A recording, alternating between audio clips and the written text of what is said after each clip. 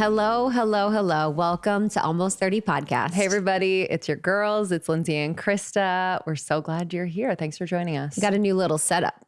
I know you should have seen us before this. We were on Tetris. Home Design Network. We were doing Tetris. We're like, let's put this cactus over here because it feels like it adds more depth. Yeah, that cactus is really strong. So we've had that for, 5 years? Yeah, at least. Haven't watered him once. I love that.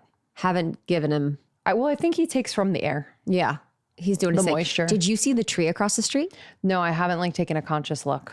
So you guys, welcome to the show. My name's Krista. This is my best friend, Lindsay, Spirituality Wellness Podcast. We've been around the game.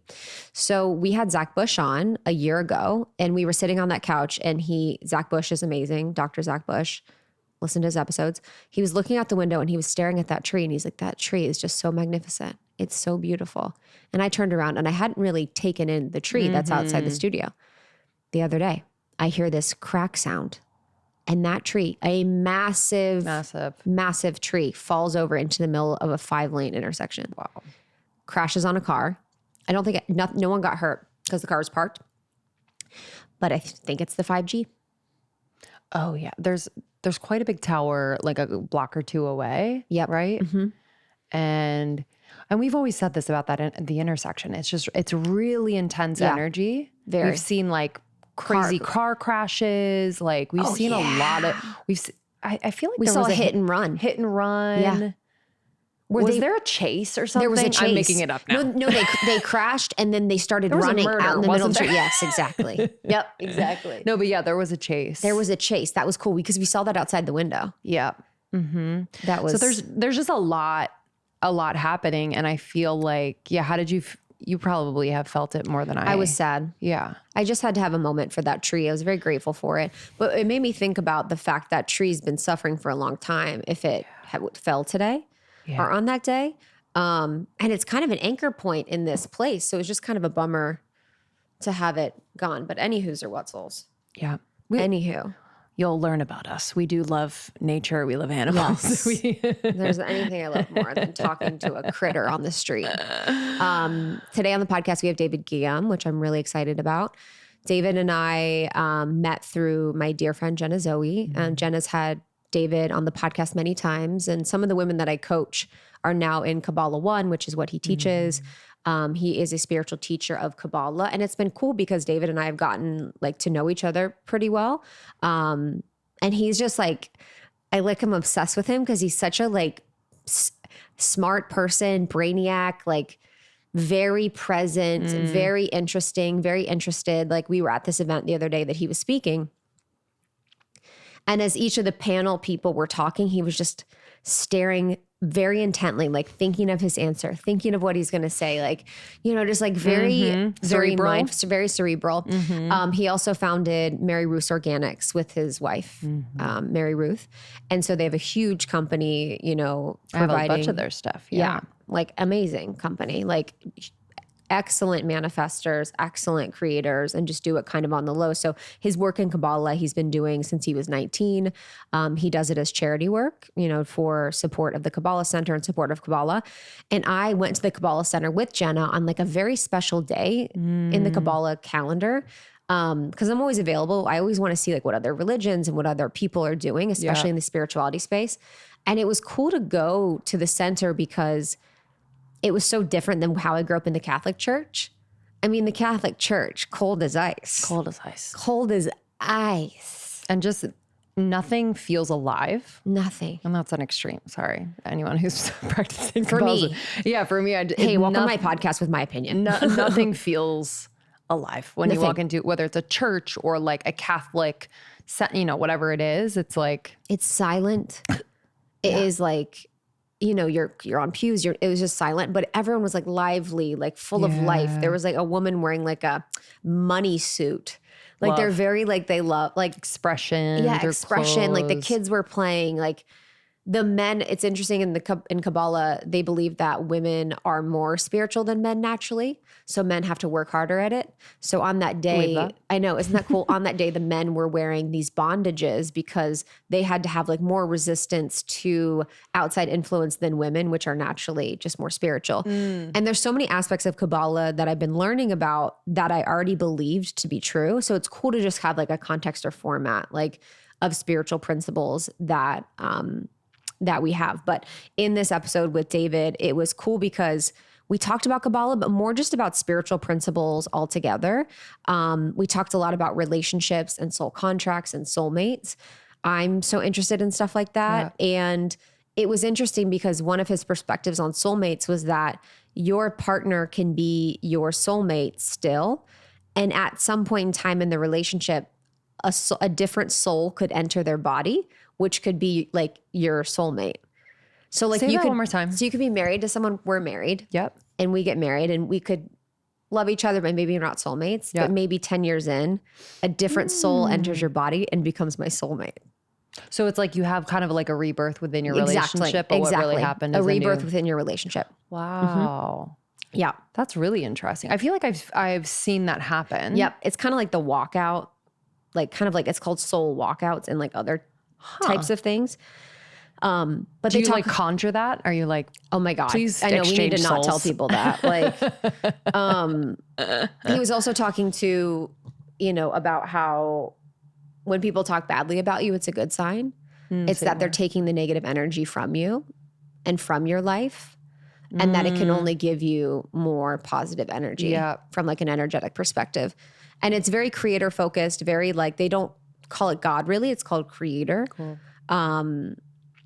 And yeah, it was just fascinating. And afterwards he was like, that was the best one I've ever done.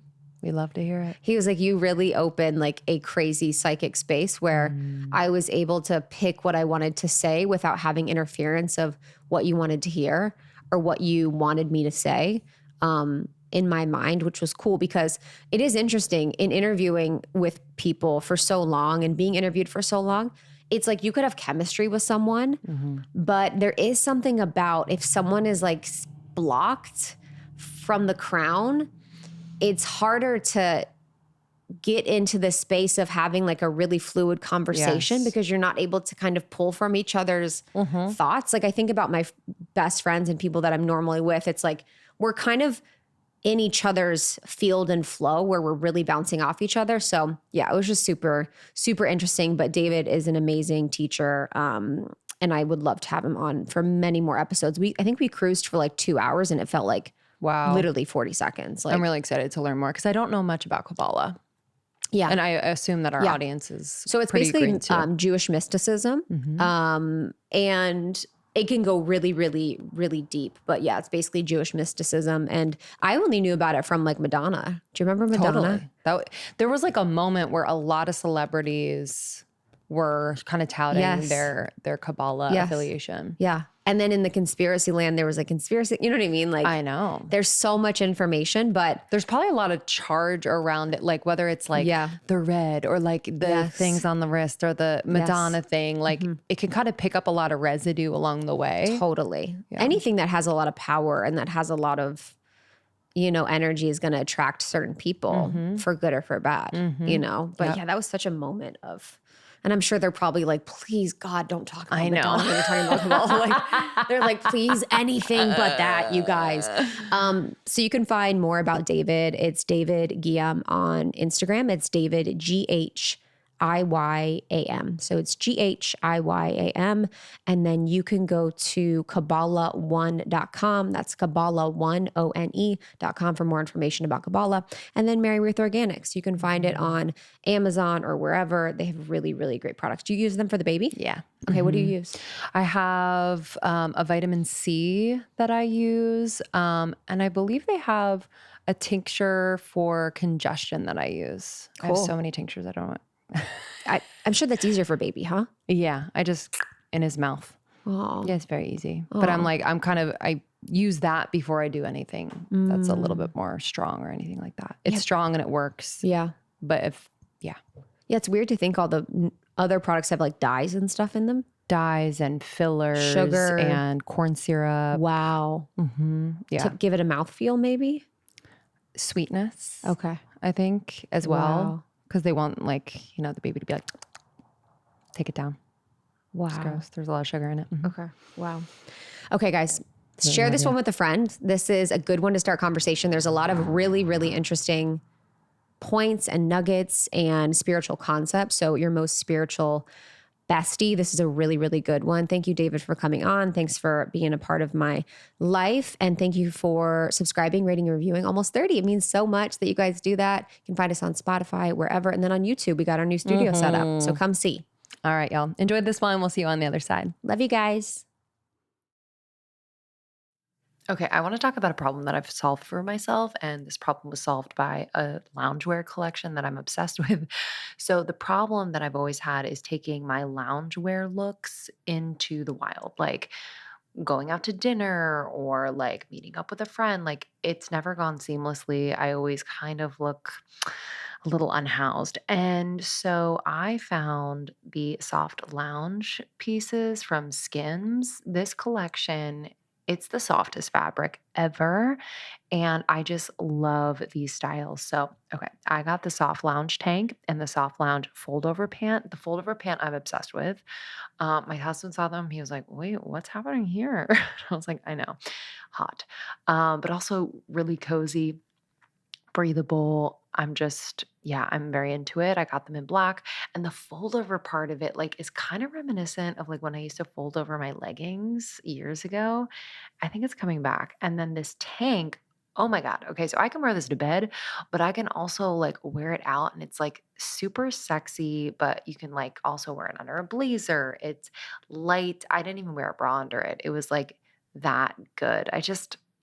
I'm obsessed with I'm obsessed. And I also got the lounge scoop onesie. Okay, so this one is a stunner. I could totally wear this out. I'm a mom now, so like I don't know if I can, but wearing it around the house like has me and my husband feeling a type of way. And it is just so comfortable. I felt like I wasn't wearing anything, if that makes sense. But I was. Anyway, you are going to be obsessed with this collection. It's the Soft Lounge collection. Shop it now at skims.com. Again, shop the Skims Soft Lounge collection at skims.com/almost 30 so that they know we sent you. Now available in sizes extra, extra small to 4X. So they have your size. And if you haven't yet, be sure to let them know that we sent you after you place your order. Select podcast in the survey and select our show in the drop down menu that follows. Skims.com, baby. Check it out. Hello, my people. Okay, so this episode is proudly brought to you by Lola V. This is an award-winning hair care line founded by the fabulous Jen Aniston. You know her, you love her, you love her hair too, I'm sure. It's iconic. I am a Friends fan and have just always admired her hair. And the fact that she has a hair care line now, I am totally in. So she was having the same problem that a lot of us face, choosing between hair products that work and ones that are actually good for us. It's like, I tried so many hair care products that were like, quote unquote, clean and good for you, but they didn't work. But I am no longer stressed about that because I found Lola V. If you're like me, you put your hair through the ringer, like coloring, heat styling, stress, aging, all the things, it's all good, but it takes a toll. So it's really crucial that we have products that not only repair the look of the damage, but also shield our locks from future harm. So Lola V's clean plant power products, they really are great for every hair type. I wanted to share the products that I am loving.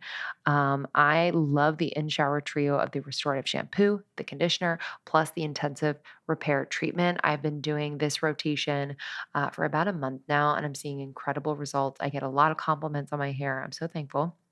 Postpartum, my hair looks really, really good considering. These products have no silicone, sulfates, parabens, or glutens. It's cruelty free and vegan. But I love, love, love that trio. And then I also use the glossing detangler after I shower. You guys, I don't know why I get so many tangles, but I do. After like a day of wrangling a 11th month old, I have lots of tangles. So I put this in and I can just wash or brush my hair rather. And it dries like so nice and smooth. So if you want to unlock Jennifer Aniston approved hair, go to lolav.com, LOLAVIE.com. And as our loyal listener, you'll get an exclusive 15% off your entire order when you use the code A30POD. Again, that's A30POD at checkout. That's a 15% off your order at LOLAVIE.com with promo code A30POD. And just please note, you can only use one promo code per order and discounts can't be combined. After you purchase, they'll ask you where you heard about them. And please, please, please support us. Support the show and tell them we sent you. Your hair will thank you. So when you are teaching a class and you have someone that asks you that question and it's not the real question, I've felt that a lot too. And it's fun. So what do you think is happening when we're getting past what the ego wants and we're getting to the truth and authenticity of what someone's asking, and then it's the magnetism? You know that feeling when someone's being truthful and authentic and there's magnetism? Why is that? You're saying the person who's asking the question? Yes, or just the person that's, yes. So say the person, they first say the thing that's the ego or like kind of not the truth, and everyone's like, okay.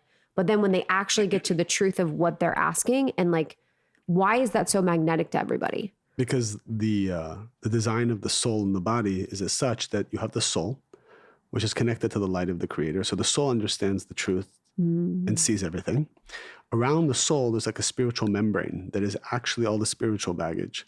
So for simplicity's sake, there's actually 4 levels of this spiritual baggage, and it's split up and designed by the 4 astrological elements. It's all the different fears associated with, let's say, the fire signs, fears associated with the air signs, fears associated with the water signs, and then fear associated with the earth signs. Anyway, and it's much more complex than that. So you have the soul encapsulated by all these fears, and then you have the body consciousness and the 5 senses. So what happens is the soul sends a signal of what it wants. It goes through the filter of all these parasites, and it comes out to the body almost completely different. That's why the soul will say, for example, this person is a bad relationship for you. By the time it goes through the filter of your fear of abandonment, your body thinks it's a good relationship. This is why a lot of people end up picking like emotionally unavailable people, or they'll start to pick things that are totally bad for them. Their friends will tell you, hey, this relationship isn't good for you, but I feel strongly it is. How come your soul's not telling you the truth? The soul is, just by the time it goes through the filter, it comes out something else. Wow. I've always thought about that, where if you have a trauma or an experience, it's almost like it's trapped in your auric field, and it kind of creates a different view than what anyone else would have. It distorts the reality. Yeah, distorts the reality. So would you say that that's kind of what's happening in those 4 levels? Yes. What's happening to all of us is we are receiving thoughts, feelings, emotions through a distorted reality. And if we act upon them and think they're real, then that's when all the problems begin, because we're not actually tapped into the pathway that the soul is designed for us. So what the sages and the Kabbalists kind of devised is not to react to the way you think and you feel. By pausing, you're essentially removing the filter and allowing the soul to communicate more. So when a person feels lack or fear, the secret that we teach is to pause and then ask the light of the creator, ask the soul. Everyone has a different way they ask source. That asking then kind of brings in the true message of what to do. And so how do you know if you're receiving truth? Well, you're no longer upset, you no longer care about the outcome, then the channel is open and bypassing those 4 levels of negativity to tell you the more truthful answer. And in the 4 levels of negativity, is it like you have your soul and then there's, I guess I'm trying to make it too human, but does it feel like, you should, does it feel like this, or like, is there water is close? Like, what does it look like? Say more. Well, for example, based on the karmic baggage, spiritual baggage that a person is bringing from a past life, right, the soul will choose to come down at the perfect astrological frequency that resonates with the baggage. And that is why when a person is kind of looking at their astrological chart and makeup, you receive indications of what your spiritual work is or baggage, because the soul wouldn't have chosen to come at any other time. It only comes at the time it resonates with that astrological makeup, that day, that time, that moment, so on and so forth. So that being said, when we and this is also why, interestingly enough, sometimes miscarriages occur, or even in the category of abortion, which we don't want to go too much into, but the thought and the desire to not have a child, or the child's decision to leave the world, also has to do with waiting for that perfect frequency by which to come down. And so that's why a woman should never worry or be in pain if there is a miscarriages, which happens. I think the statistic is 30% of women will undergo at least one. And you should not worry. It's not your fault. You didn't do anything wrong. The soul has a specific time it needs to come down. So, well, why did it come and then leave? That is because to awaken a process for the mother and potential father to go through a painful process that helps them grow and prepare their vessel and consciousness for the soul to come back, as opposed to not coming down at all. And so so basically the spiritual baggage is what people bring in through karma, right? So is the belief then that the soul upon creation is perfect and then accrues spiritual baggage or karma over time and then goes back to source? Or what's like the long of the soul's journey? That's a great question. When the soul was created, it was one. All the souls of humanity were one soul. And so imagine a time, before the physical Big Bang. There's an energy intelligence that's called the Creator, which is the force of giving. And cause and effect starts to unfold. This force of giving has a desire and intelligence to share. So it creates a force of receiving that we call the souls of humanity. The job of the souls is to receive the entirety of this light and manifest it. However, we have a problem. The souls, as they were created as receivers, also have the DNA of the Creator, which is a force of giving. So technically, the souls cannot fully be fulfilled just by being receivers. Practically in this world, we have the same thing. If you're in a relationship with a man who gives you everything, doesn't challenge you, there's no boundaries, just loves you so much that just gives you everything, women actually will tend to eventually resent that man. And even though he's perfect, quote unquote, something about a shame that we feel when we are just receivers and we don't have the opportunity to give. Children born to wealthy families experience the same thing. The parents take care of everything. The financial resources are abundant. These children often go to drugs, suicide, and different problems, often, not always, because they don't feel a sense of ownership. They couldn't activate their God gene, which is inside of them intrinsically. So going back to the story of creation, the souls of humanity realized this dynamic doesn't fully express 100% fulfillment because they can't activate their God gene. Because who do they share with? Who do I create with? If I can't give back to the Creator. The Creator's perfect.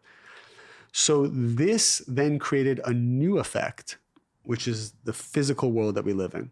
So what the vessel, the souls of humanity, said to the Creator is, I reject this light. And that rejection created the physical and spiritual Big Bang that even science talks about. And then all the souls of humanity shattered. So we were one soul, but now we have the illusion of having different bodies, religions, skin colors, desires. And we come to a world of darkness where we don't know who our soulmate is. We don't know what our purpose is. We don't know how to make money. Everything's a struggle. We wake up with doubts and fears and anxiety constantly. Even the most spiritual of people have on their level different types of problems and tests, because you always get a test on your spiritual level. However, we asked to come to this dark world. We created a celestial contract where we basically said, now, by overcoming my nature and becoming like the Creator, that will be how I express my God gene and then receive all this light. So the aspect of ourselves that is a receiver needs to become transformed. Okay, this is actually a very deep concept. I don't know if we want to go into it now, but to make it simple, the receiving aspect of us is broken down to all the different types of fears and negative traits that we have. For example, when a person has a fear of abandonment, no matter what they do, every relationship they engage in, they're going to be the taker. Because they're always going to have an agenda. Even when they love you, even when they give to you, even when they're there for you, they're really motivated by not having to feel abandonment again. So they will overcompensate. You see this many times when a person is kind of like bullied in school or maybe not popular. They end up growing up becoming very successful because they're motivated by showing the world that actually they are valuable. However, the problem with that is the success is built on a house of cards because the seed level of the success wasn't from a place of wholeness, it was from a place of lack. So I know that was a very long way of kind of answering the question.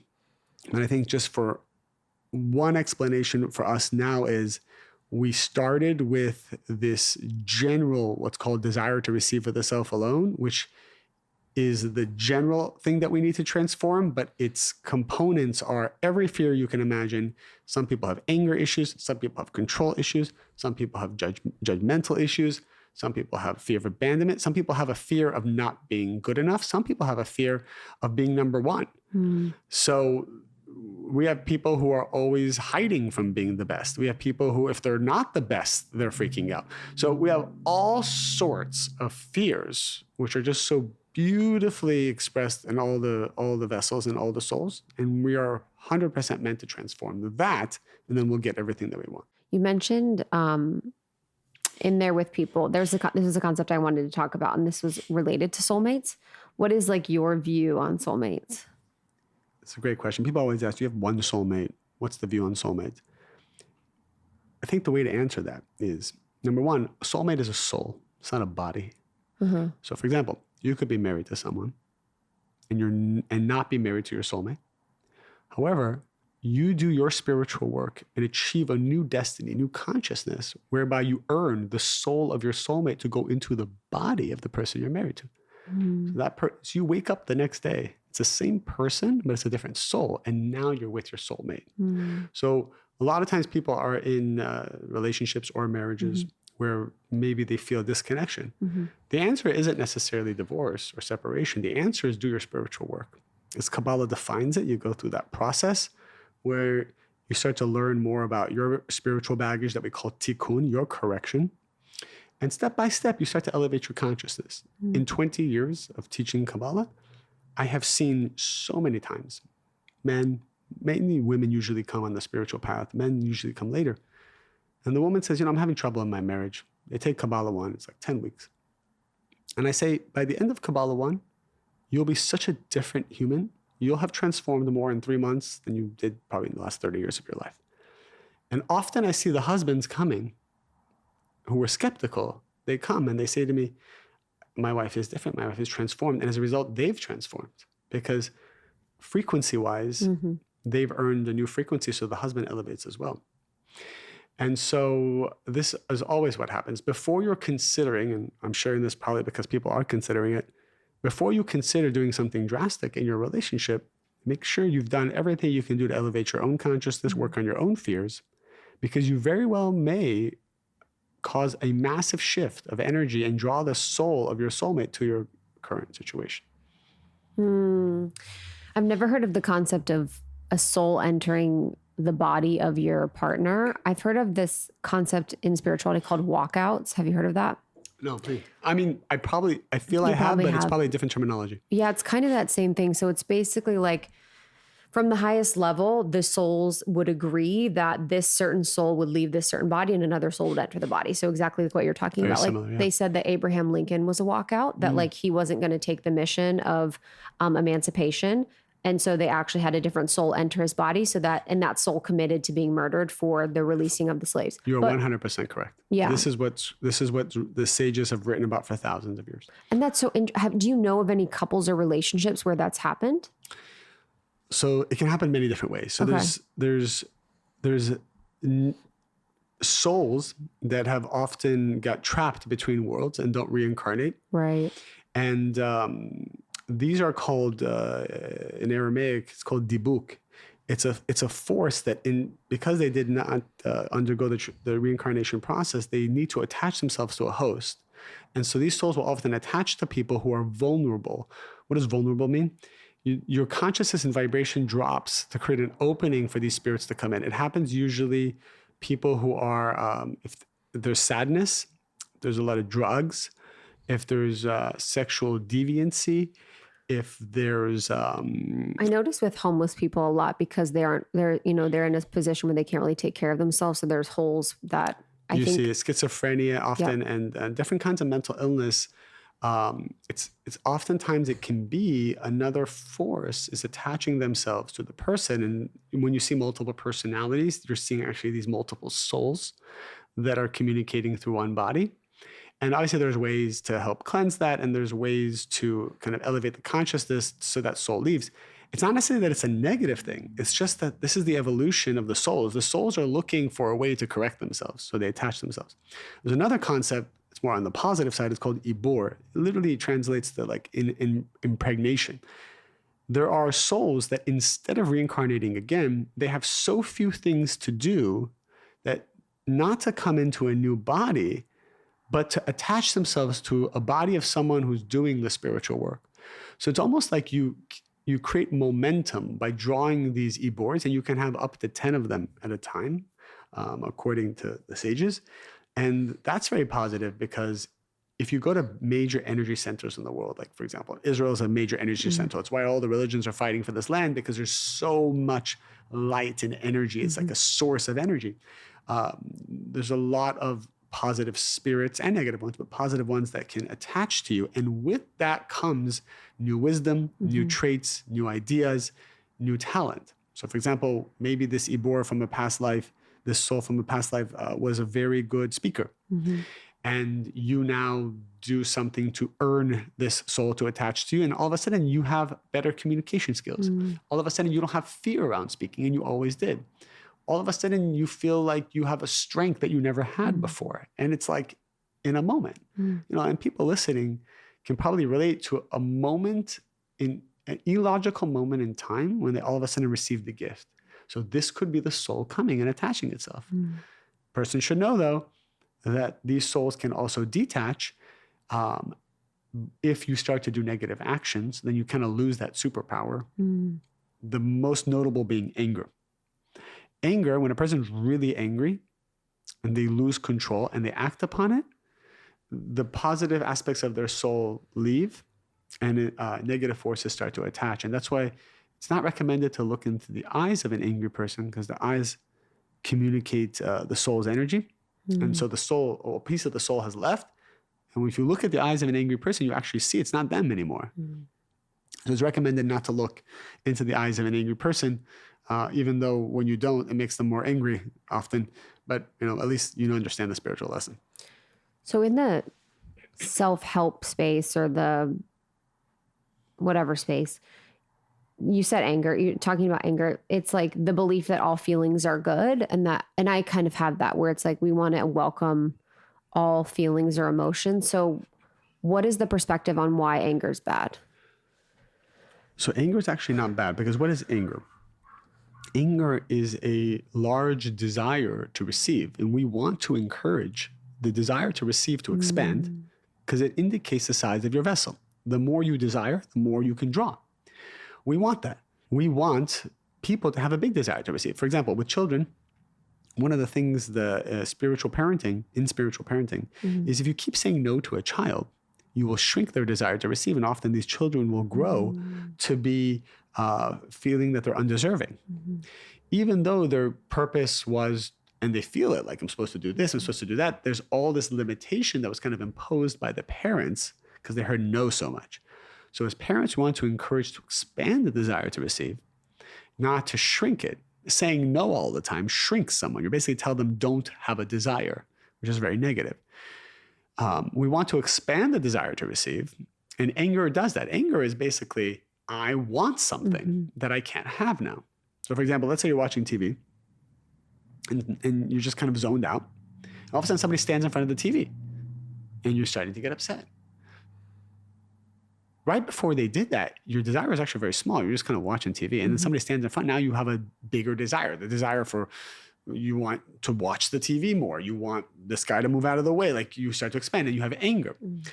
So the problem with anger, the good part of anger is it expands your desire. The bad part of anger is you then use your faculties to steal energy reactively to fill that desire.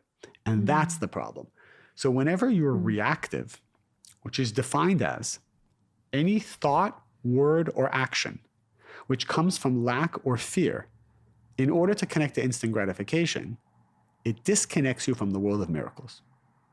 Every time you have a thought, word, or action from lack or fear, from a place of emptiness, from a place of anger, from a place of jealousy, from a place of worry and anxiety, you are now in the vibration of what's called reactive behavior. You are opposite the frequency of the light of the Creator. The light of the Creator must leave, then the miracles leave. And even though you think you got what you wanted at that moment, you think you showed everybody who's boss, you think you're solving your problem, you're actually disconnected. You're drawing light for a moment, but the light cannot stay with you because you have not earned it. There's no affinity of form. And then the light leaves and you have emptiness. Here's another good example. You're dating someone, and then all of a sudden you break up. For whatever reason, maybe you decided the relationship is not working. It's not the right person for you. You feel very good about it. You feel strong about it for 3-4 days. And then the lack sets in because this person was giving you energy and now you don't have energy. You wake up and you start having a little anxiety. So you start to miss the person, but you don't want to reach out to them because you said you were done. However, now, and this lack probably has been there for lifetimes, is showing up, giving you an opportunity to transform it, to become like the Creator. But instead of transforming the lack, you decide to look them up on social media. You decide to stalk them a little bit. You want to see what they're doing. You try to look at their stories. You try to see who they're hanging out with. You ask around to see if they're dating anybody else. Or maybe you reach out to them and just text them because you want some energy. But this is all coming from lack and fear. Your vibration now has sunken. You are opposite the Creator. You're disconnected from the world of miracles, and you're probably pushing your soulmate out for months just by doing that action. Now, people who don't study spirituality would never know that. They just have a desire and they're trying to fulfill it. So that's where Kabbalah kind of defines the difference in reactive and proactive behavior. With the lack and that's such a great example with the dating, because I think so many people struggle with that. So in that situation, in that example, is there an opportunity? Could there be you're reaching out to them not from lack? Yeah. How do you know the difference? Okay, so this is for you guys when you're listening. This is how you tell the difference between you're reaching out to someone from lack and it's actually a true desire. So imagine you're on a dating app. Okay. And the algorithm is going to feed you something. But what the algorithm is really going to feed you is something based on your energy and your consciousness. So for example, if you go to the app because you feel empty and you feel like you need a relationship, the algorithm will send you a vibration of men or women, but I think your audience is mainly women here, or whatever person is preferring. Let's say they send you a vibration of men that matches your lack. So then you find these people saying, I'm dating all the same kind of people. This app is garbage. LA doesn't have good men. I've heard it all. And then I hear other people saying, we met on an app and we got married. Or those stories. So the idea is, what is the consciousness by which you even open the app? And the algorithm, even though the algorithm seems like it's physical, everything is spiritual, will feed you the men or the matches that is on a higher vibration. So you literally want to do a meditation before you open the app and say, I have everything already. I already have my soulmate. I'm completely perfect the way I am. I'm going to now enter the app in order to reveal my partner because creation needs me to reveal it. But me, myself, I don't need it. So you always want to come from that place of fullness because the Creator is full. So you want to come from the place of fullness and not from lack. So that is probably the first secret of dating. Even when you go meet a person and you're excited for the date, if you're excited, well, why are you so excited?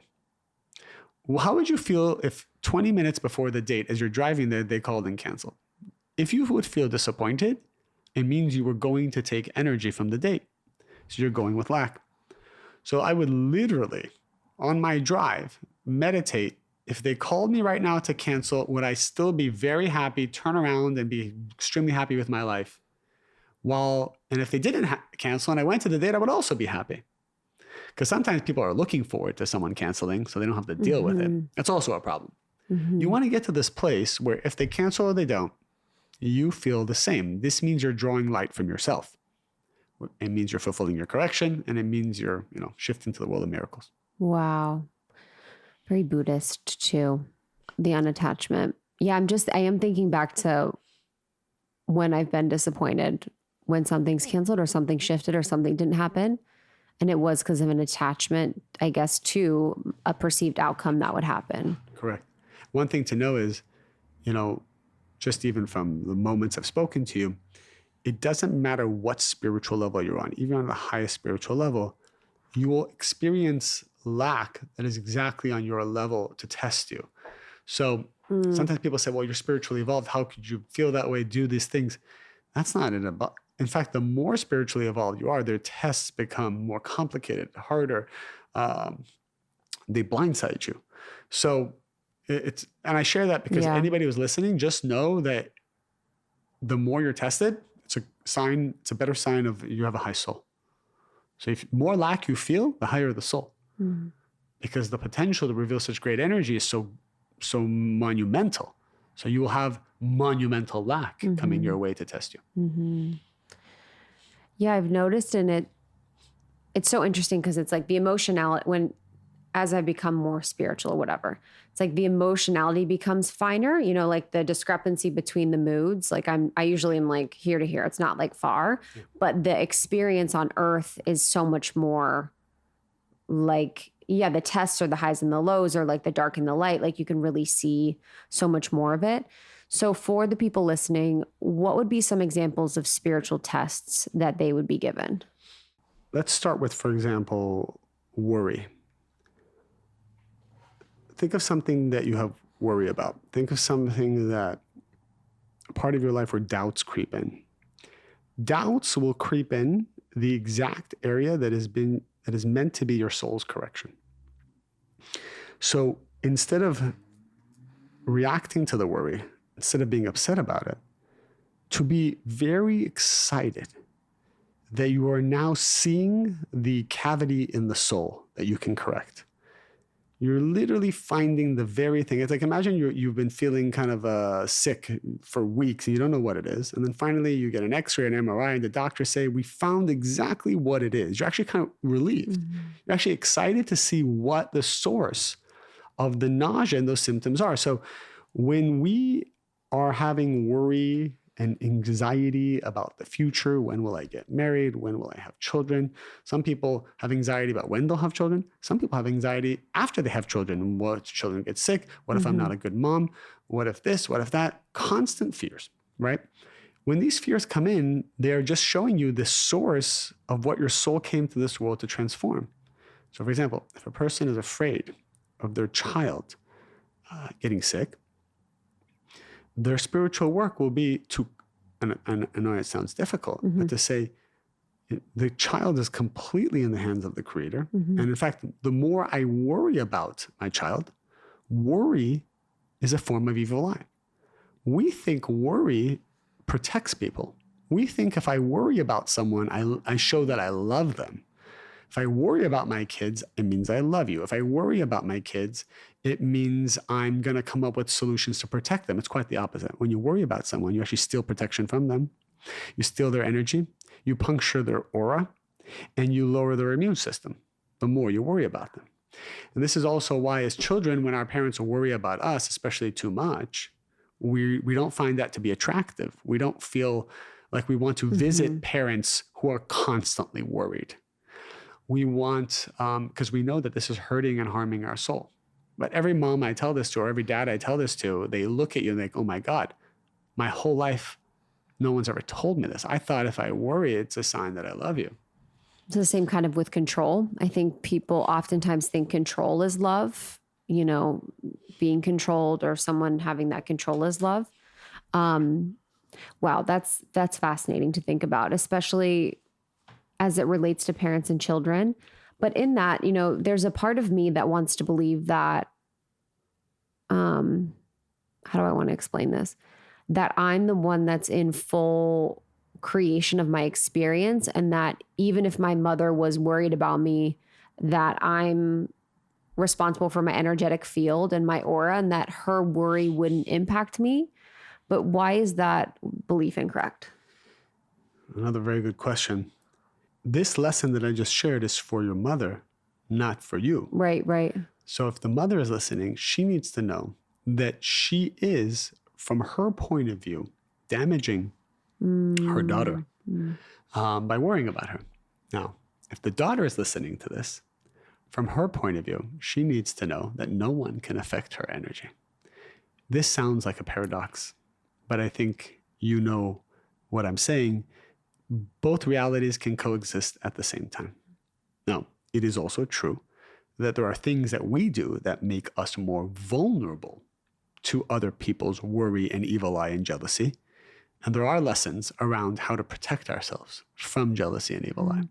For example, one of them will be, if your intention is to get people to notice you, to fill your lack, you create an opening for the evil eye to steal from you. However, if you do the best you can to conceal your blessings, but your blessings become known, you have protection. It all goes down to what's the consciousness, intention, and meditation behind everything that you do. If you're buying nice things because you're trying to show people you're successful, well, you will cause people to see your success, and then they'll have jealousy for you. Here's what's interesting. People think jealousy is something malicious. Jealousy is anytime you awaken lack in somebody else, you awaken jealousy and evil eye. For example, two sisters may love each other. One of them can't get pregnant, and then one of them does. The sister is obviously happy for her sister that got pregnant, but she's also seeing, oh my God, why am I not having a child? So immediately there's evil eye. So what do? This is why there's a recommendation. In the first 3 months of pregnancy, you don't tell anyone that you're pregnant, because the soul takes about 3 months. The first part of the soul takes about 3 months to come down to the fetus. And it's a very vulnerable time. So if there's people know about the pregnancy and there's jealousy and evil eye, it disturbs that soul and it increases the chance of a miscarriage. So often, if you're going to tell people, tell them after the 90-day mark, and then only tell people who need to know. And these are just steps you take to kind of protect your blessings. You always want to prosper in silence for as long as you can. I've seen friends of mine who built companies, and they're very loud about it in the beginning. And so they attract lawsuits. Wow. They attract, all these people and customers. Everyone tries to take something from them. I learned in the beginning years of building our brand, nobody had a clue what was going on. I think for about 8 years, until a press release came out. And everybody was in shock. Like, I would ask people, like, how big do you think the brand is? And they would throw out, numbers and stuff. I wouldn't comment. I wouldn't say anything. But often what they shared was 1/50th of what it was at. And then I knew that was a good thing. So that is the secret. The secret is you want to hold off as long as you can. People should only know on a need-to-know basis. And that's how you avoid all the people coming in and trying to steal your energy.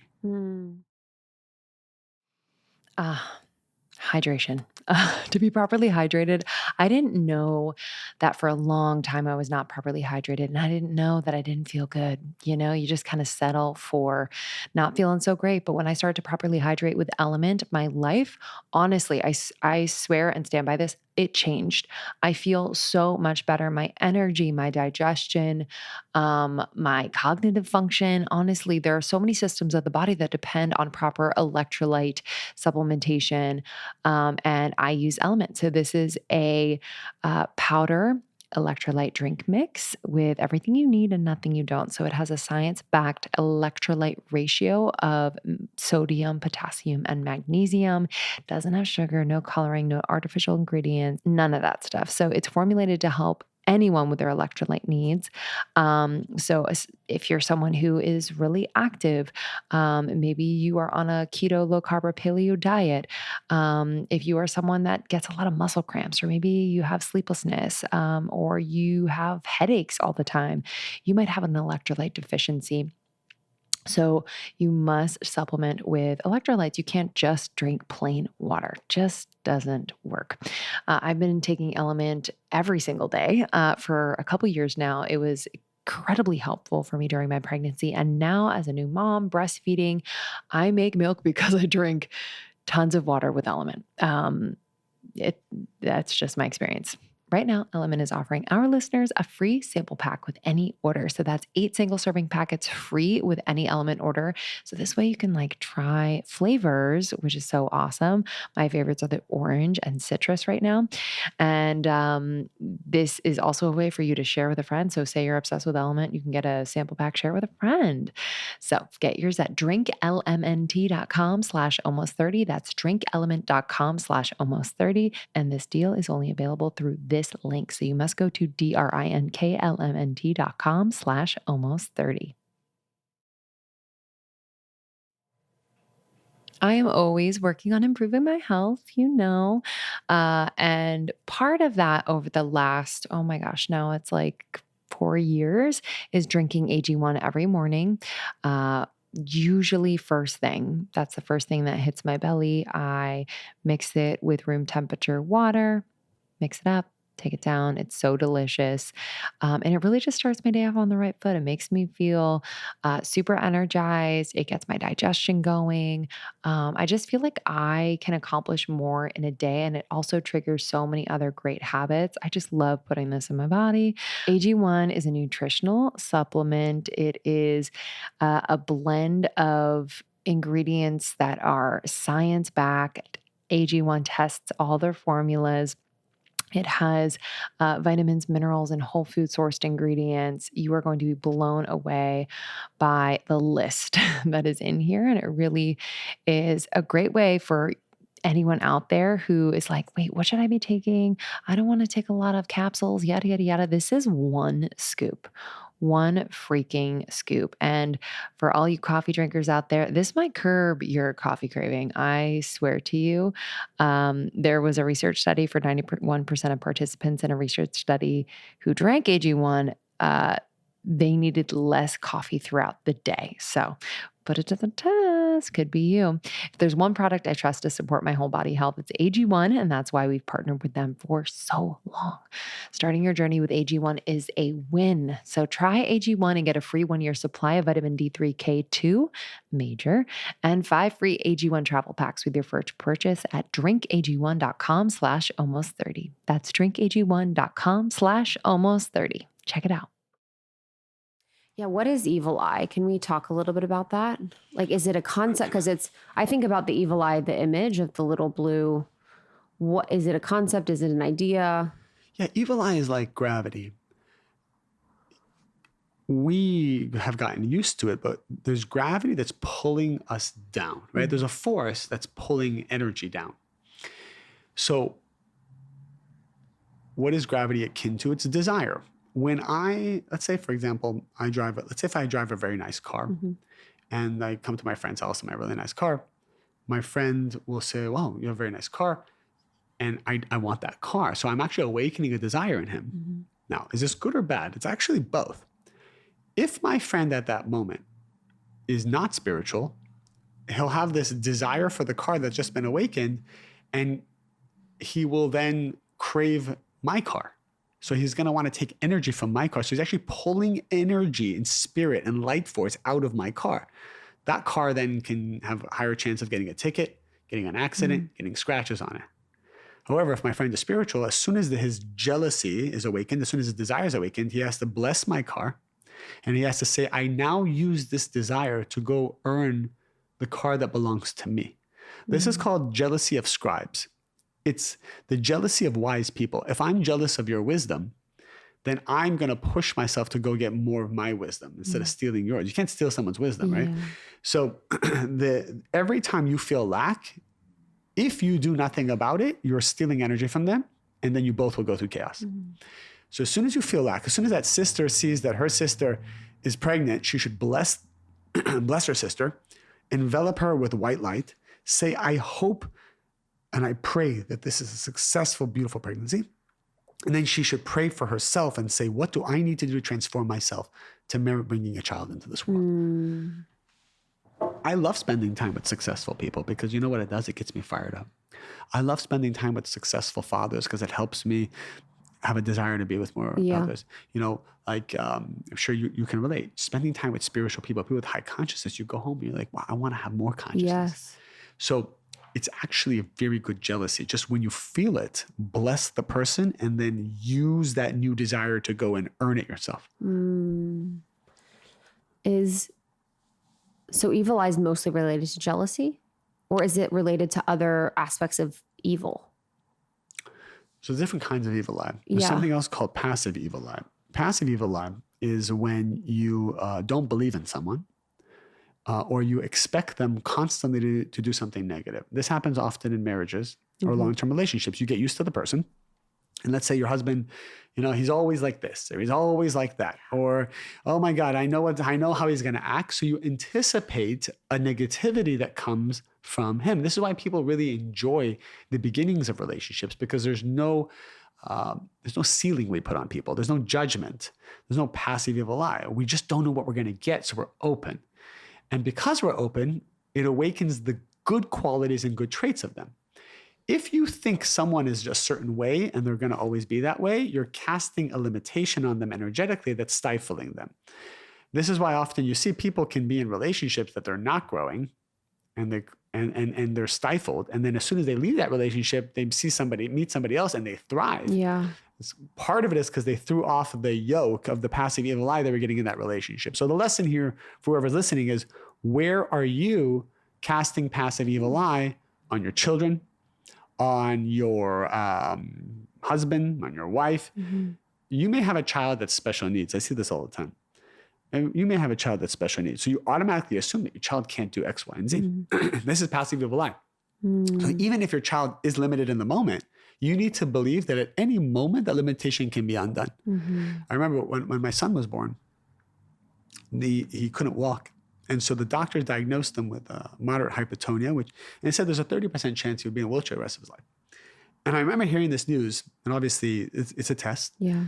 And what Mary Ruth and I were committed to was the consciousness that at any moment, that it was a complete illusion, and that at any moment he would have the strength to be able to walk. Now, that coupled with the right doctors and the right therapy and the right everything, those two energies combined is what created the miracle where he was able to walk, thank God, perfectly. But even, how do I know what doctor I should go to? How will the universe even send me the right people, the right ideas, the right blogs, the right diets? If your consciousness is one of worry, doubt, negativity, and fear, and passive evil eye, and he may never walk again, then you'll attract all the wrong doctors, blogs, and diets, and you'll be in this loop of confusion. However, if your consciousness is certainty and excitement, and this is a test, and I love the test, and I'm so happy I'm getting to go through this, then that vibration will bring you all the right people in the physical world to heal your child. And so your son is okay? Yeah, he's 6 years old now, and you wouldn't even know. Wow. So are you at a level of spirituality where you receive that news and immediately you think test, or do you have and this could, I don't even know. Do you ever have a moment of oh my God, I'm pissed. I'm pissed at their creator. Do you ever wrestle with God? So I've been studying Kabbalah for 25 years. And I think what that experience has given me is, I don't think there's a challenge and I've gone through some pretty scary things. I don't think there's a challenge I've gone through where I said, well, the laws don't apply here. This is actually straight up bad and I'm screwed. That hasn't happened. And I think that the more a person studies Kabbalah or any spiritual path that resonates with them, I think they can get to a place, or they should get to a place, where they know that everything is a test for their good. However, what I do experience still on a daily basis is I'm not sure if I'm strong enough to pass the test. I have doubts in my own ability, because this test is hard. Boy, these desires, so that I struggle with. No matter what level you're on, you will receive challenges that are exactly commensurate with where your strengths are.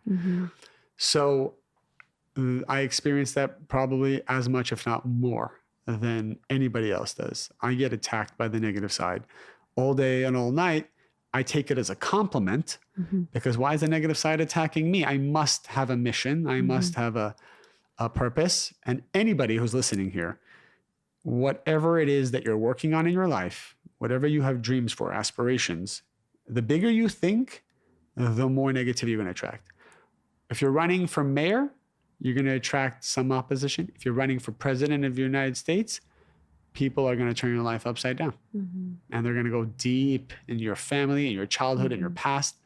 So, because it's a bigger prize. You want to be a billionaire, the pain and the challenges are going to be very different than if you're a millionaire or you want to make 100,000 a year or 10,000 a year. It's more energy. More energy means you have to build a bigger vessel. It means you're going to uproot a lot more negativity that's been stifled there inside your soul, and that's okay. I think also, let me just comment on this. People are scared to think big because they subconsciously know that the challenges will come. And while that is true, the Creator will help you, and the Creator is always more powerful and stronger than any negativity. And so you cannot run away from your destiny. If you feel strongly you're meant to do something, don't be afraid of the pain and challenges that are come, because you're going to have to face it one way or the other.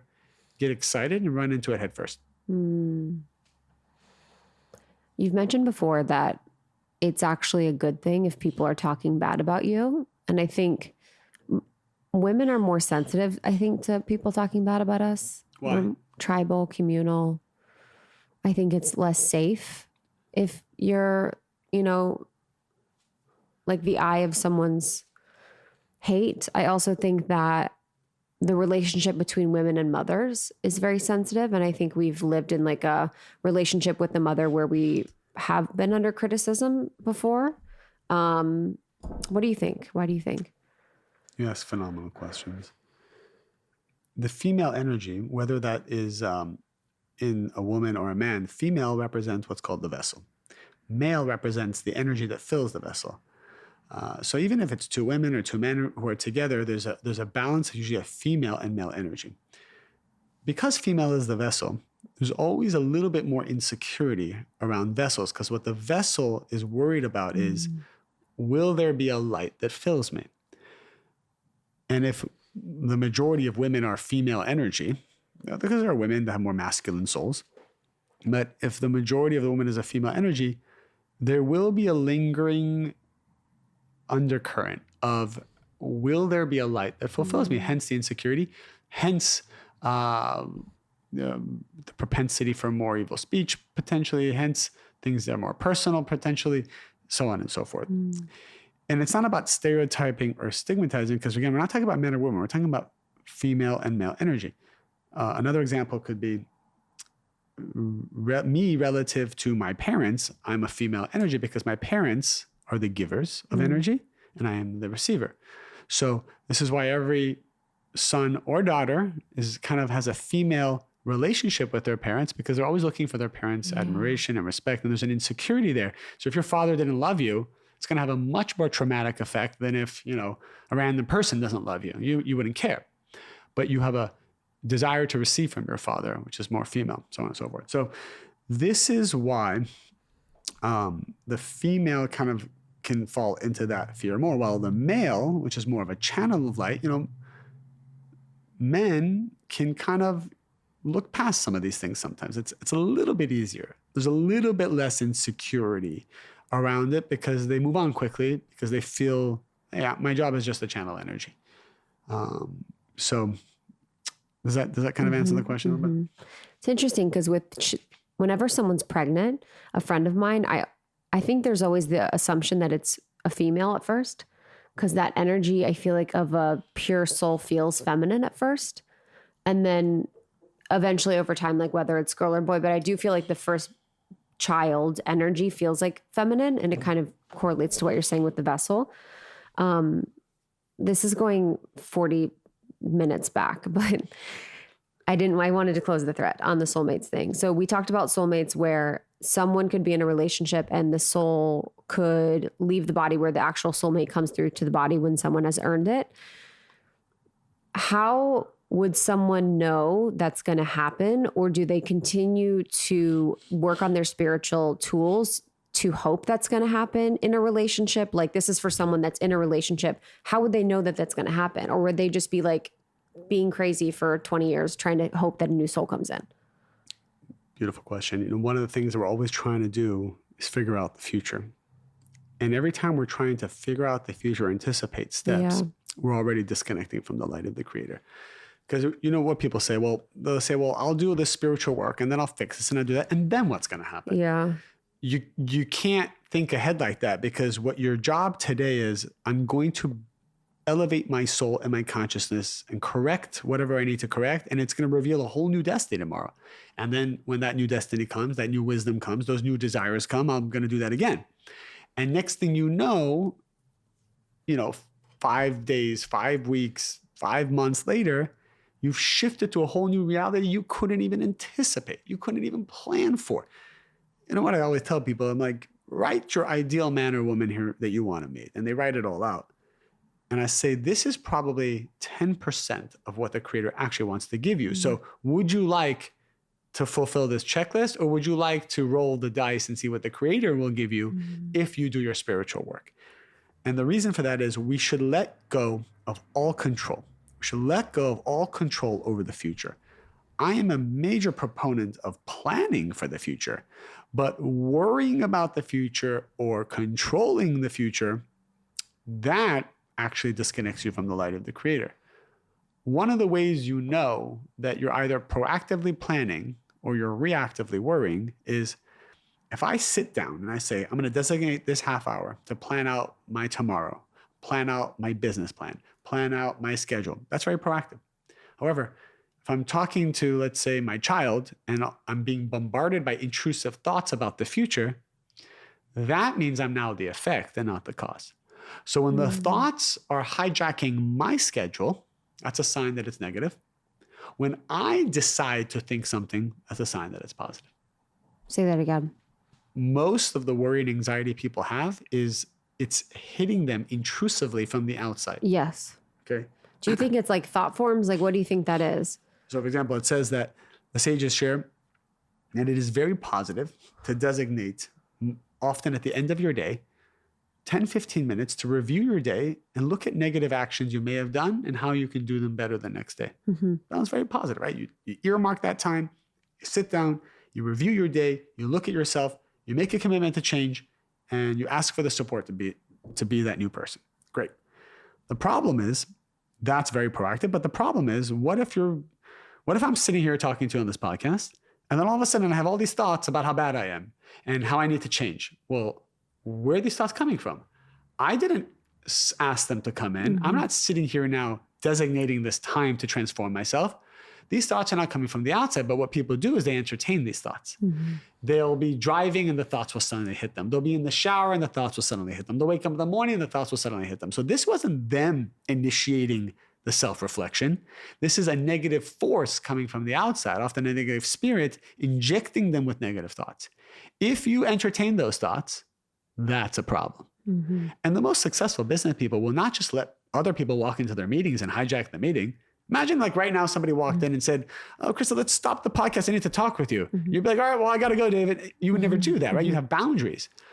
However, we'll be doing something during the day and these negative thoughts come and we will let them right in and think about them. So we will let strangers into our consciousness, strange thoughts. We feel comfortable doing that, but we've never let a stranger just walk into our home. So that's kind of the example of when I'm making a choice to be a certain way, that's proactive. But when it's choosing me, that's reactive. Right. Yeah, I think that was such a helpful part of my path, was to think about whenever thoughts come in, it's like, is this mine? Is this someone else's? Is this a consciousness? Is this an entity? Is this whatever? It's interesting since I moved to LA, because I grew up in Ohio, and like the different thought forms that were available there versus like available here. In LA, it's way more like how you look, like all just like the thoughts where I'm like, oh, like there's just certain thoughts and perspectives about how you look, about money, about success, about like being visible, kind of like that. It's like Correct. Around the LA. And then in Ohio, it was more, I don't know, it was dark. It was dark? Yeah. I think I always felt darker then, though. You know what's interesting you say about that? Because obviously soul reasons why we're even talking, but I've been in I've taught Kabbalah. I've given seminars in every city in the United States. The only place that neither I or any other teacher could kind of lift off the ground was in Cleveland. Wow. It was in Ohio. There was something, it was just, and there was people who had a desire, but my teacher used to always say, there's a negative shell we really got to break there. Mm-hmm. Not sure what it is. Mm-hmm. And I don't know why. Mm-hmm. I used to fly there all the time, and it was tough. Yeah. It is tough. Maybe because there's a lot of potential there. I don't know. That's interesting, the shell, because you could probably kind of even see it or feel it. Yeah. There's the Serpent Mount. Have you heard of that? There's a very spiritual site in Ohio, kind of outside where I live.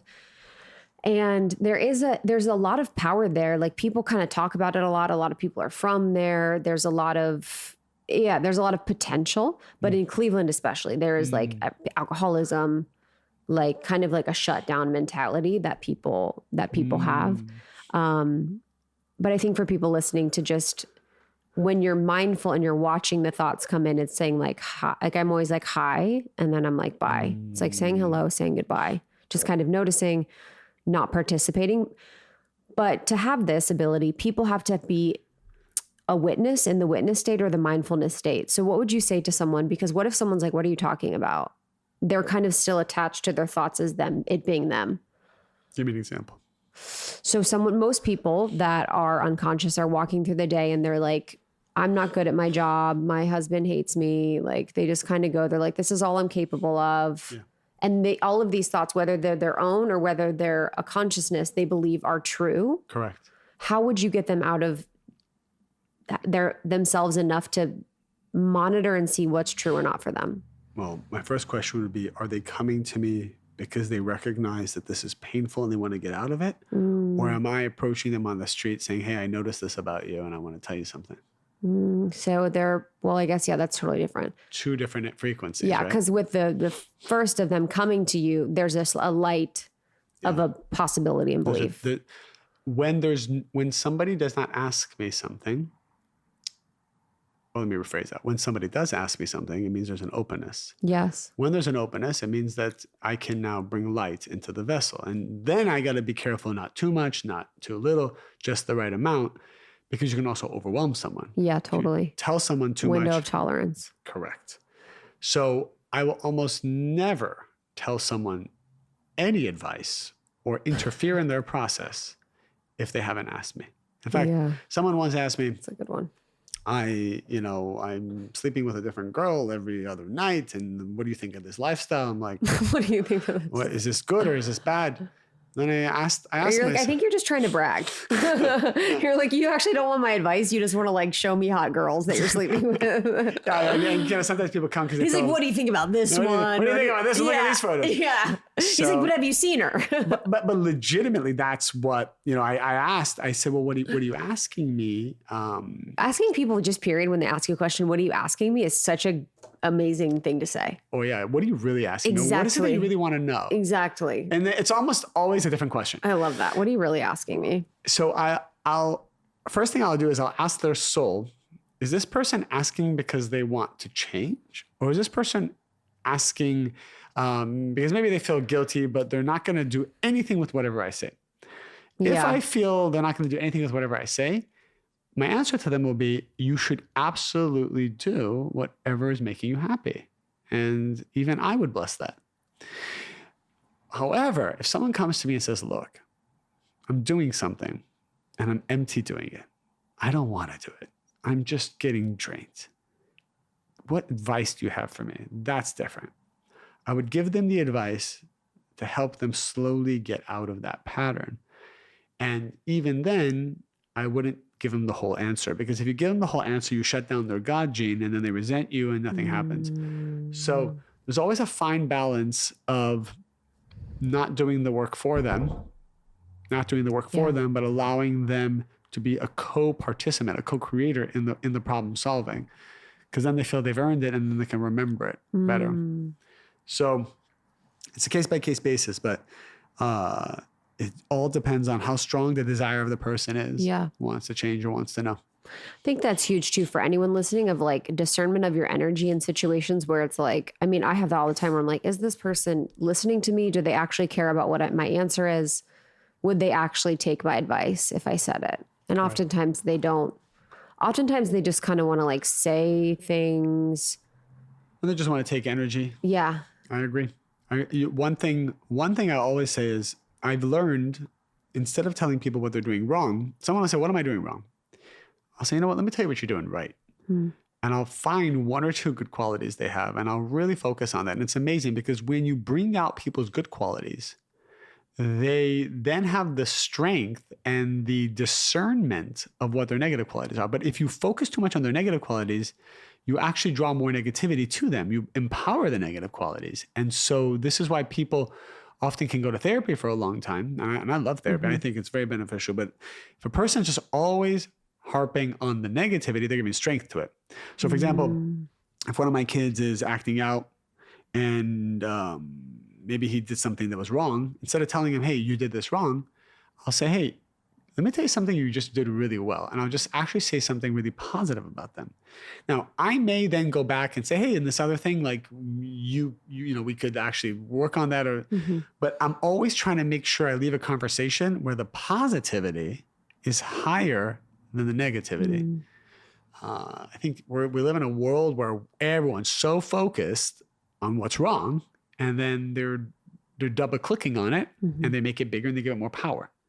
So how do you help someone transform something without giving it power also? It makes it harder for them to transform. Wow. That was a good one. Okay. One more thing I feel called to say. The negative side. We each were born with a negative side. Like it's a negative angel. Actually, a positive angel disguised as a negative angel to oppose us, to help us earn the Creator's light. Each of us has our own. Each of us has our own. And as we grow, so does it. And that's where the temptation and the challenges come. So it's really just like a force that's there to be an opponent, because we all want an adversary that we're worthy of to help us grow. I don't. You're like, I'm done with that. I'm not. I mean, can't we all be friends? Do you play a sport? I did when I was growing up. Volleyball. Play volleyball. I mean, I didn't know. I'm not like that. I'm not competitive. Well, you definitely don't want to play volleyball against a 5-year-old who can barely get the ball. I would love that. You would love it? You hit the ball over and it just hits him in the face, and you put the point on the board and just you win all the points. So you understand you want to play with someone who can volley it back to you. Yes. Okay. But then ultimately win. Okay. So this is going to scare people to think about a negative an angel. Yeah, that's why I'm going to make it positive. Okay. It's a positive angel that loves us and is there to help us activate our godly genes. So it's there just to kind of whisper in our ear the doubts and the fears. And then it's our job to actually say, wait, you're not real, and overcome you.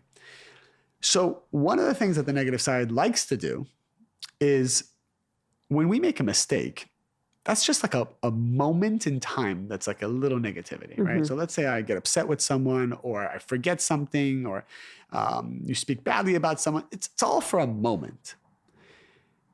What the negative side does is then make you feel guilty and shameful about what you did. And then you hold on to that for days, weeks, months, or years. How many people who are listening, you feel guilty or ashamed of something? You know, I had someone who met with me. She was 70 years old. She said that she'd been holding on to the guilt and the shame of an abortion for 50 years. And every day she beat herself up for doing it because she could never have children after that. She said, I wish I had just allowed that soul to come to the world. Every day beating yourself up or every day regretting something is creating millions of times more negativity than that one action you did. And so, you know, someone's listening to this, you should know that if at this moment, you give yourself permission to completely release yourself of all guilt, all shame, to know that anything negative you did, you were meant to do since the seed of creation. You even had no free will. You had to do it. You had to do it because the real test wasn't the mistake. It was the guilt afterwards. That was the real test. The real test in life is not mistakes. We make mistakes all the time. The question is, what's your bounce back rate? Can you learn the lesson, be happy, and move on? The world needs that from you. If your kid makes a mistake, do you want them to go to their room and say, Mom, I'm just going to be depressed for the next 2 years because I don't deserve anything because I made a mistake? As a mom, you'd be terrified if they said that. So why do we, as the children of the creator, say, you know what, I'm going to feel bad about this for 2 years and be sad? What a parent wants to hear is, Mom, I made a mistake, but I'm going to sit with it for the next hour. I'm going to take full responsibility. I'm going to be a different person. I'm going to bring light to the world. And the mom smiles. She's happy. So we need to realize, if you're listening, like, that's what I feel. I feel like so many of us carry this burden around, this weight on our shoulders. I need to think about what I carry. I need to think about something I feel guilt or shame about. I know I do, but I feel like I need to think about it. Because I know there is things, and I was asking God, I'm like, God, can you show me? Because even when I hear that story of that woman, I have judgment because I'm like, dude, let it go. Let it go already. I feel like some people, it's like they use that as part of their identity so that they can keep themselves in this vibration of, I'm a bad person. And I just feel like what is my judgment about it? Do you feel, when you meet someone who's holding on to something, how do you feel emotionally? Like when you see someone holding on to guilt and shame for years. I don't like it. What do I not like about it? I just am like, come on. Okay, so that. Yeah. So think about it. But anyone that I coach or work with, I don't think that. I think I'm here for you. But why? Why is it different with coaching versus? Because if my coaching, it's in a special container and I'm channeling a very specific, loving, compassionate energy. But in the world, I'm just like, come on. Right. Let's move on. Right. So it's interesting. The allergy sometimes people have to victim consciousness. It would be interesting to look inside to see where there's a part of myself that still feels like a victim. For sure. So that would be the test. The test is, I'm not saying you, I'm saying, let's say a person. Where are they still like, that wasn't fair? Often it's related to parents. Yeah. Often it's related to something your mom or dad undergave or put you at a disadvantage. I know very little about your past, and only you know, but if there was a place where you felt like you were dealt a bad hand, now you may have then taken that to motivate yourself to be successful. That often doesn't mean that we've forgiven or transformed the seed level of what happened.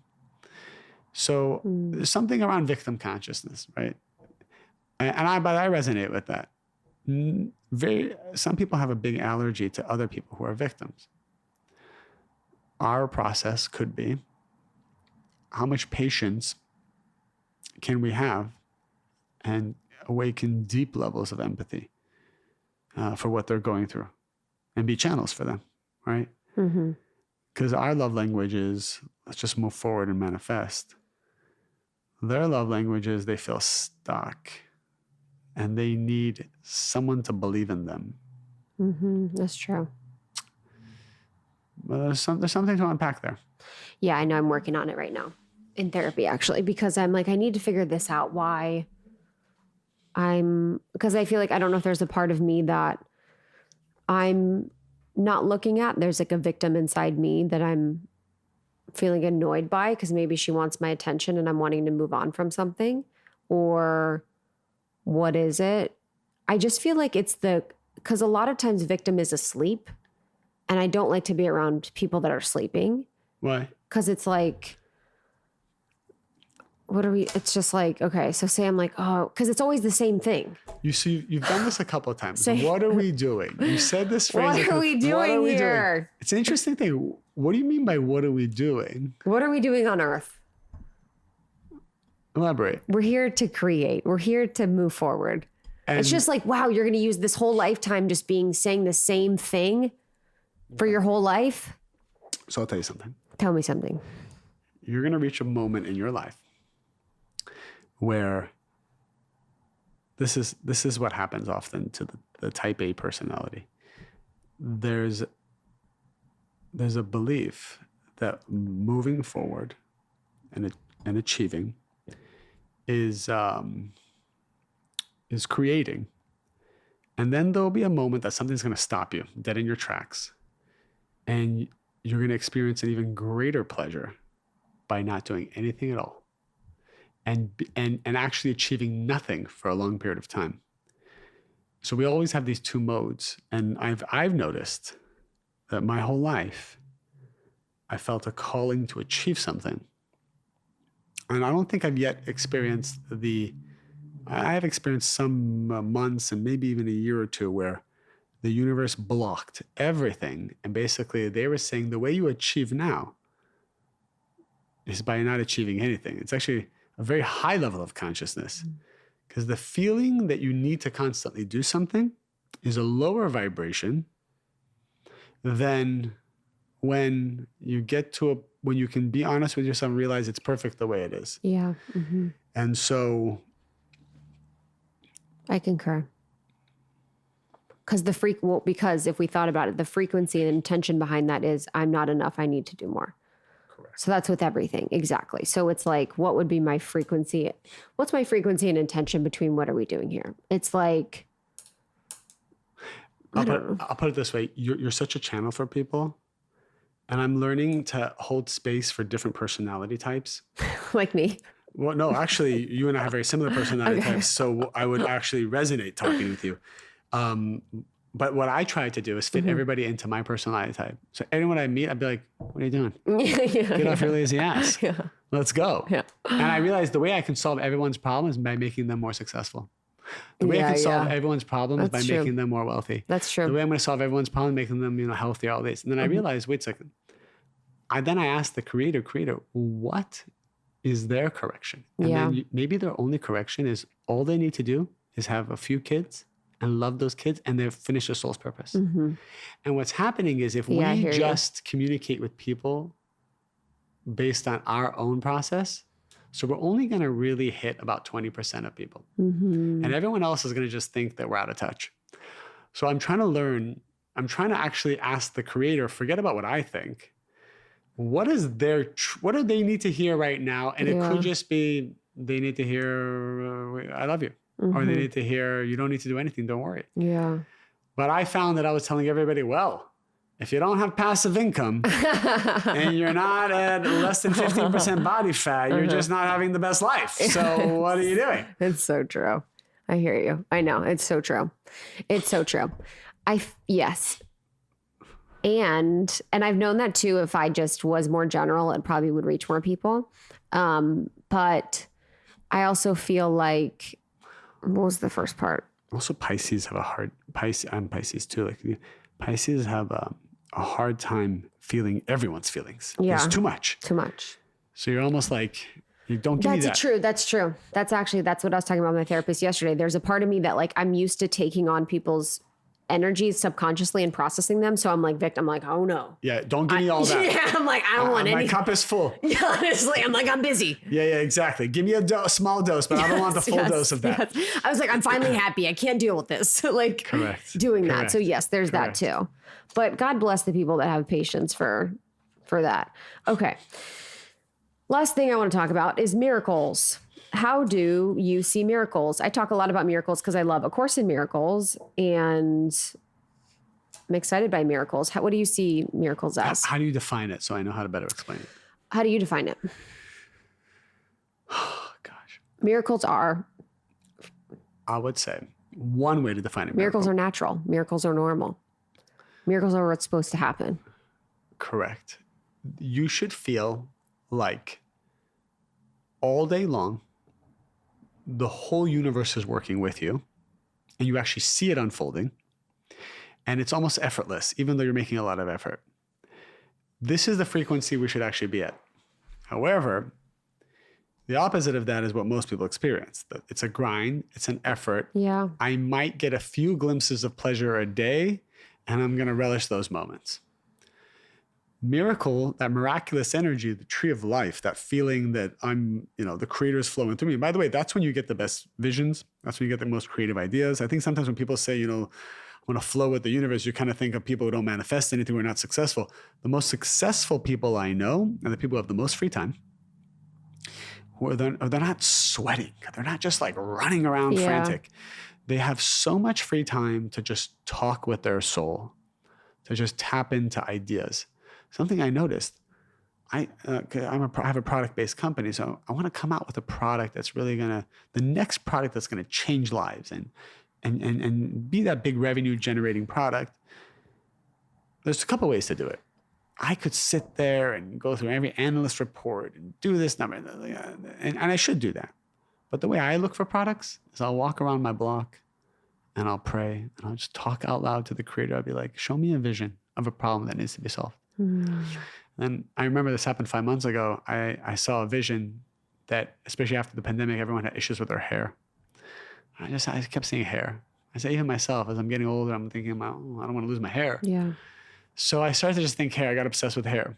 And, but that came through prayer. It didn't come through market analysis. And then I did my market analysis. Well, I saw, there's Nutrafol, it's pretty much all, there's Viviscal, capsule pill, like we're a liquid brand. Viviscal is made of shark yeah. fin. Exactly. And then I saw it's not vegan. No. And then I saw Nutrafol has 4 capsules, and I started taking it, and it was a lot. It was just a lot. It was a lot. And I said, wait, why isn't there a liquid solution to this that's tasty and clinically studied for skin and wrinkles, and clinically studied and a multivitamin? Like, all these ideas came, and then we created that product.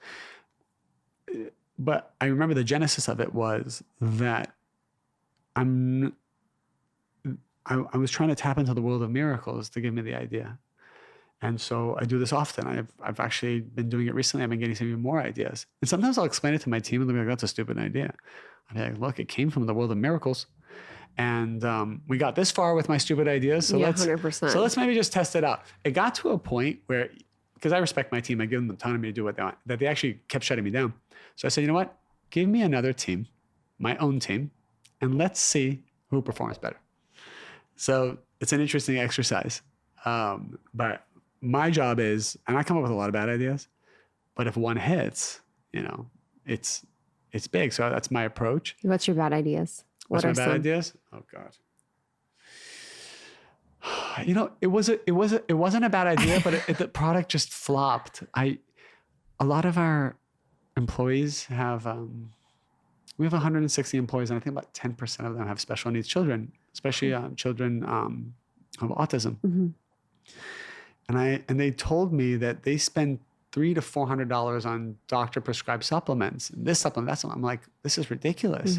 Why isn't there one supplement, maybe for $50, that has all of the commodities? If you can make that change so many lives.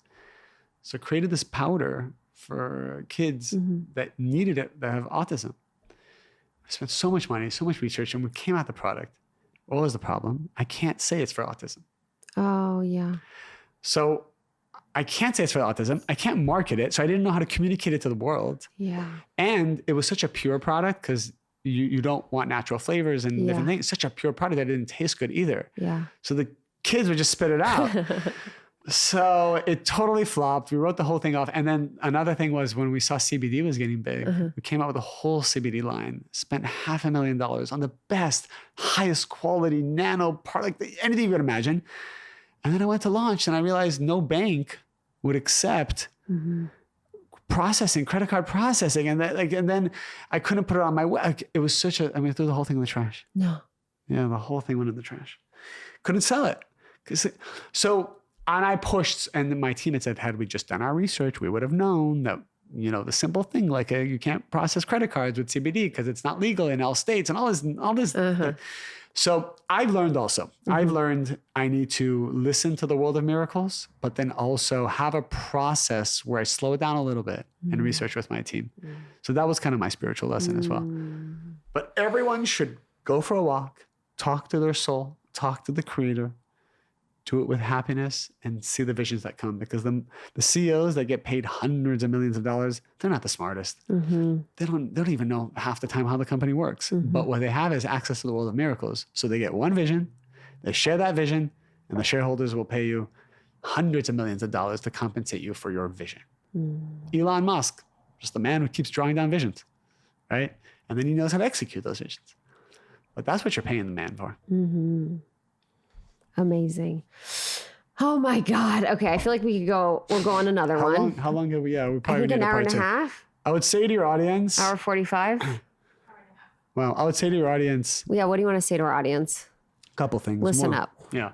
Number one, hands off the wheel. Close your eyes. If you want us to do this, or there's more topics, I love feedback. I take feedback, obviously share it with you too. Don't share it with me. Don't share it with you. You're inundated. Just you. It's the Pisces. Enough. Yeah, I've had enough. I've had enough energy. I'm trying to blaze my own trail. I can't take feedback right now. Well, obviously, if there's a desire to do a part two, and I do want to share, because the question I will get all the time is, people want to learn this, and one of the things that I do, like besides I have my business as my vitamin company, that's how I live my life, but it's the Mary Roots brand, but I've been teaching Kabbalah for charity for the last 20 years. I don't monetize or make money off anything that I do, but I bring this wisdom forward. And if people want to learn more, I created a masterclass. It's called Kabbalah1.com and KABBALAHONE.com. And it's completely donation based. You can pay whatever you want. You can pay $0, you can pay $1, whatever you want. Thousands of people every week are taking it. It's changing their life. And I promise it would change yours too. And that's probably the best way to learn, and pretty much learn for free. And also, if you follow me, I kind of share little bits of consciousness on Instagram every day around these topics. And it's just the way to stay in touch and kind of elevate consciousness around this topic of Kabbalah and spirituality. Will you spell out your Instagram handle? My Instagram handle is just my name. It's David, and then my last name, Ghiyam, as in Mary. You had to really think about that. Yeah, I have to go You're slow. like, it is weird to spell stuff out nowadays. It is. Chris K.R. You're like, what? When I write on paper, I'm like, my hand is like, doesn't know how to write. Okay, guys, we love you so much. We'll have everything in the show notes, and we'll see you on the next one. Bye. Thank you so much, David. I really appreciate you coming on Almost 30. It was a freaking pleasure. I had so much fun. It means the world. And you can find David Ghiyam on Instagram, and then Kabbalah1.com, and then Mary Ruth Organics on Amazon. Thanks for listening, everyone. We appreciate you. Be sure to subscribe to the show. We also have a clip show called Morning Microdose. This is the best of the best of Almost 30. Basically, you could start your day with it instead of, jumping into emails or your phone. It's 5 to 15 minutes of the best inspiration, laughs, make you think. You'll love it. Morning Microdose, subscribe. And find us on Instagram, Almost 30 Podcast, and on TikTok, Almost 30 Podcast. Love you guys. We'll see you on the next one. Later. Bye.